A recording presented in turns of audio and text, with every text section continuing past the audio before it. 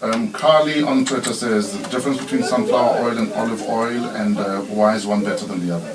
Right, so sunflower oil is what we call a polyunsaturated type of oil, and your olive oil would be what we call monounsaturated. So your monounsaturated oils contain more of your monounsaturated fatty acids than what your polyunsaturated oils would. Yes. And I'd already spoken about how your monounsaturates are actually good for heart health. Okay. So that is what would actually make it more beneficial. So the standard or the percentage of those healthy oils that are good for your heart are higher in your olive oil.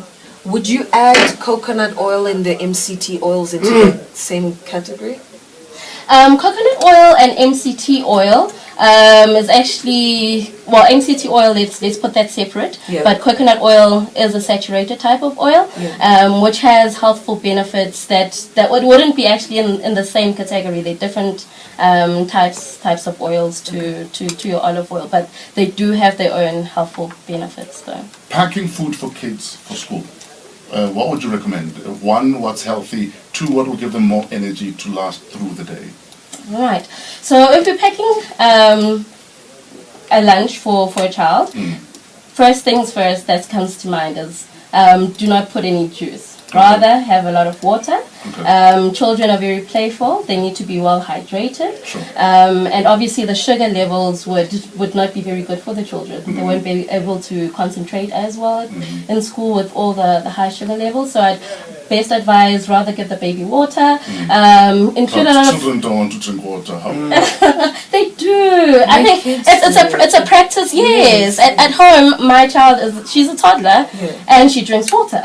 So it's just something you instill in the child. It's obviously food habits are acquired from the family lifestyle. Yes. So it would be something you just instill in the child. Obviously, if they would cry for the juice and you just give them what they want, it just becomes an addiction. I was listening earlier on and you spoke about addiction. Yes, it does become an kids addiction. And fizzy drinks. Yes. They become addicted, Yes. Juice really becomes a confusion because one moment we say give kids fruit and vegetables, then the next thing we almost say don't give them juice. It becomes confusing, especially when on the carton it says 100% juice. Okay, the difference is the percentage again of the sugar that you'd be getting. Yeah.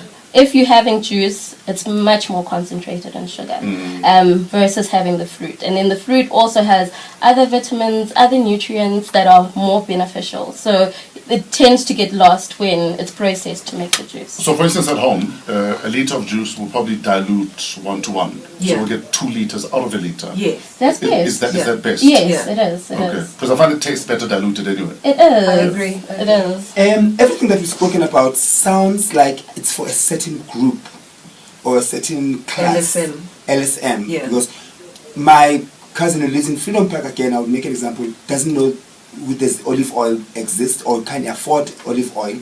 But what are the alternatives and how do you reach that certain LSM or that certain group of people who can't afford one and who don't have access to all those things, but how do they benefit with and how do they do it? And eating healthy is expensive. And but is it really expensive? Yeah. It depends. Yeah. So how do we speak to that group and make sure that they don't feel like, oh my gosh, it's expensive. Oh my gosh, where do I get it? How do I get it? Can I still eat healthy and nutritional stuff with what I have in terms of budget? Because we end up settling for, because I've got 50 rands, I'll buy ingingila matumbu and mankanyanyisi and fry them and cabbage overcook it. And I don't have the education of the nutritional stuff at an affordable price. Okay. It's a very good point. And what I really say when it comes to that is that you can eat healthy and it be affordable. So as you're counting ingingila, amatumbu, those types of foods, your organ meats are perfectly healthy. Yes. You get good vitamins and minerals, your iron, your magnesium, you'll be able to get from that. So I'd greatly encourage that a person whose budget is a bit tight to go for those types of foods and cheaper types of protein, like your beans, your lentils, your eggs. You could be able to include that. That's very affordable.